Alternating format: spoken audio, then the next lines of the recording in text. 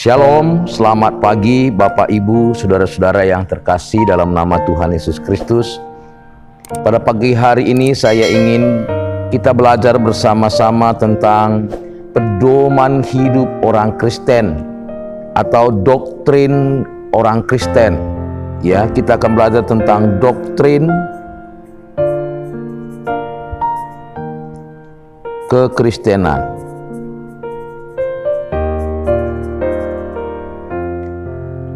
Ajaran-ajaran kekristenan atau doktrin kekristenan untuk mempermudah kita akan membagi kepada 4 bagian. Kita akan membagi kepada 4 bagian menjadi sebuah struktur doktrin kekristenan. Bagian yang pertama akan membahas tentang pondasi daripada bangunan doktrin kita, ya. Pondasi bangunan doktrin. Yang kedua, kita akan melihat batu penjuru, ya. Yang kedua itu akan melihat atau membahas struktur bangunan doktrin kita tentang batu penjuru. Yang ketiga akan membahas tiang-tiang atau pilar-pilar dan dinding, ya. Tiang dan dinding doktrin. Dan yang keempat, kita akan melihat tentang atap bangunan doktrin kita, ya. Atap bangunan doktrin. Saya akan membangun doktrin kekristenan dengan 4 aspek ini seperti membangun sebuah rumah. Sebuah rumah diawali dengan membangun pondasi. Membangun pondasi. Di atas pondasi itu dan masih menjadi bagian dari pondasi akan dibangun batu penjuru. Ya. Di atas batu penjuru ini akan dibangun tiang rumah.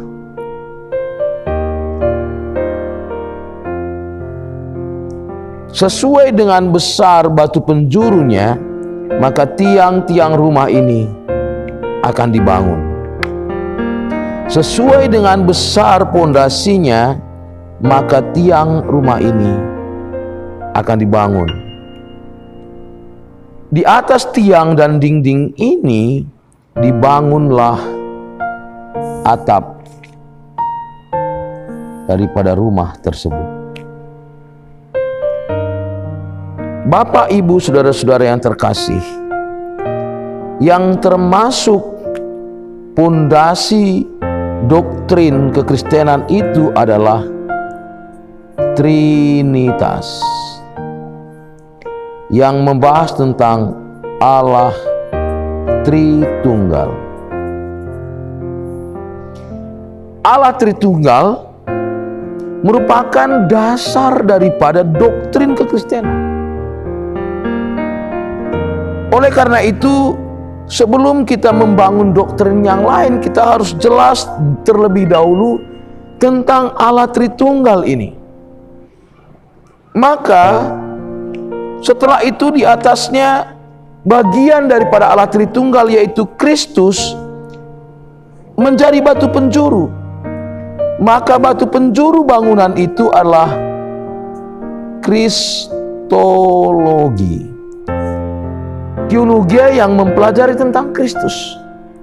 Siapakah itu Kristus sangat menentukan doktrin-doktrin yang lain. Sehingga di atas kristologi ini akan dipelajari antropologi. Doktrin tentang manusia menurut Alkitab. Hamartologi. Doktrin tentang manusia yang sudah jatuh ke dalam dosa. Soteriologi. Doktrin tentang keselamatan orang berdosa di dalam Yesus Kristus. Doktrin eklesiologi. Doktrin tentang orang-orang yang sudah selamat dikumpulkan menjadi satu tubuh Kristus. Doktrin misiologi.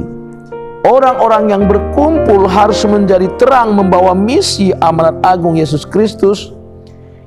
Doktrin eskatologi, di mana Kristus akan datang untuk yang kedua kalinya menjemput para salehnya. Ini doktrin-doktrin yang akan dipelajari di atas doktrin batu penjuru sebagai pilar dan sebagai dinding daripada bangunan teologi kita. Memang ada juga di dalamnya doktrin tentang demonologi, karena ada iblis-iblis yang mengganggu kerajaan Allah atau mengganggu orang-orang percaya. Angelologi tentang malaikat, dan malaikat ini diutus oleh Allah untuk menolong orang percaya. Ini semuanya adalah doktrin-doktrin yang membicarakan tentang bagaimana tiang-tiang kekristenan kita, tiang-tiang iman kita akan dibangun dan termasuk dinding-dindingnya. Di atas daripada tiang dan dinding ini, maka ada atap yang akan membahas tentang doktrin pertumbuhan gereja. Ada juga doktrin atau ajaran tentang konseling. Ada ajaran tentang atau doktrin tentang liturgika, tata ibadah. Di atasnya juga ada doktrin tentang pendidikan agama Kristen dan lain-lain. Bapak, Ibu, saudara-saudara, dengan melihat dan memahami keempat aspek struktur doktrin ini, kita lebih mudah untuk membangun doktrin kita. Kita tahu bahwa doktrin yang paling penting dan sering diganggu oleh aliran-aliran yang menyeleweng adalah doktrin Trinitas. Karena dia tahu bahwa saat doktrin Trinitas ini terganggu dan goyang, maka semua bangunan daripada doktrin kekristenan kita akan runtuh. Oleh karena itu, saya ingin menggambarkan doktrin Trinitas kepada Bapak Ibu, walaupun ini gambaran yang tidak sempurna seperti segitiga, bahwa Allah itu Esa, esensinya Allah, tetapi dalam tiga pribadi, yaitu pribadi Bapa, pribadi Anak, dan pribadi Roh Kudus. Pribadi Anak inilah yang akan dibahas di dalam Kristologi sebagai batu penjuru untuk membangun semua doktrin-doktrin di atasnya. Yang menjadi problem pada saat sekarang ini sering sekali orang-orang fundamental, ya, orang-orang fundamental sangat kuat dalam pondasi dan batu penjuru, yaitu Trinitas, Kristologi, bahkan kadang-kadang juga kuat dalam tiang dan dinding. Ya, antropologi, dan lain-lain tadi. Tetapi kurang kuat ya, kadang-kadang kurang kuat dalam atap. Kurang peduli dengan tata ibadah, kurang peduli dengan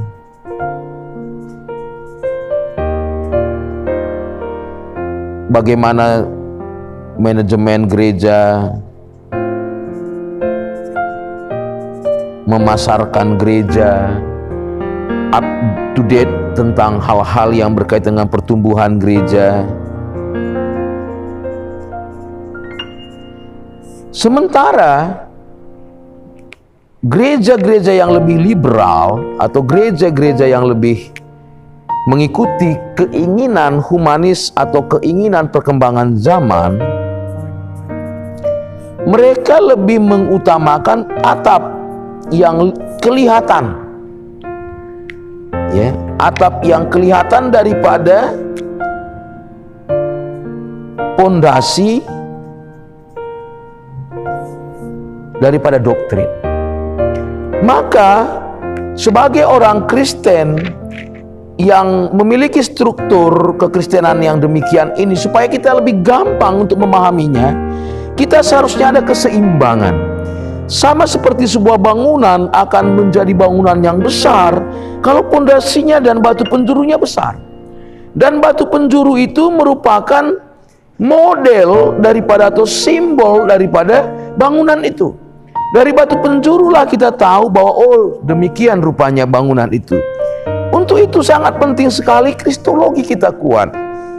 Ada beberapa gereja yang tidak terlalu peduli dengan pondasi dan juga tentang batu penjuru dan bahkan tiang dan dinding, tapi mereka sangat kuat dalam pendidikan agama Kristennya, liturgikanya, mungkin fenomena yang ada di dalam gereja, ada segala sesuatu yang membuat nyaman dan seterusnya, konseling. Tetapi yang di dalam pengajaran-pengajaran Trinitas, Kristologi dan semuanya, mereka sama sekali tidak peduli dan mereka menganggap bahwa hal itu tidak bagian yang penting. Namun kalau kita perhatikan di dalam sejarah Alkitab dan sejarah gereja, sering sekali yang membuat gereja itu akhirnya sesat, membuat sesuatu itu akhirnya hilang kendali pada waktu mereka kurang peduli dengan Trinitas, pondasi, batu penjuru dan Kristologi. Saya hanya ingin memberikan sebuah gambaran ringkas seperti ini tentang doktrin, supaya kita punya struktur, supaya kita bisa langsung paham dan langsung mampu memahami bagaimana kita membangun doktrin kita. Dan hal ini juga yang dilakukan di seminari-seminari, sehingga teologia sistematika itu merupakan sebuah pembelajaran tentang doktrin yang mengakar dari mulai pondasi, batu penjuru, bahkan tiang-tiang dan dinding. Secara praktika nanti kita bisa lihat doktrin pertumbuhan gereja, kepemimpinan, konseling yang didasarkan kepada pondasi, batu penjuru dan dinding daripada doktrin itu. Kiranya ini bisa bermanfaat, walaupun sangat sederhana, tapi bisa membuat kita lebih memahami bagaimana kita membangun doktrin kekristenan kita. Terima kasih, Tuhan memberkati. Shalom.